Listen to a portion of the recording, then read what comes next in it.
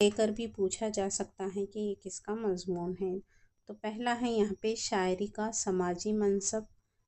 शायरी की 3 आवाज़ें किसका मजमून है, इस तरह से सवाल बन सकता है। शायरी की मौसीकी ये भी, और शायरी और ड्रामा ये भी किसका मजमून है, टी.एस. एलियट का।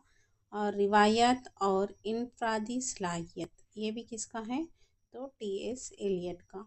क्लासिक क्या है, ये इन्हीं का मजमून है। मज़हब और अदब ये किसका मजमून है, तो टी.एस. एलियट का।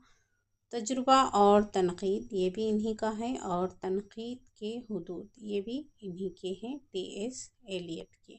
और इनके एक रिसाले का नाम है क्राई टैब्रेन, कुछ इस तरह से नाम रिसाला क्या है, जारी किया था, और ये 1922 में जारी किया था, इसे भी याद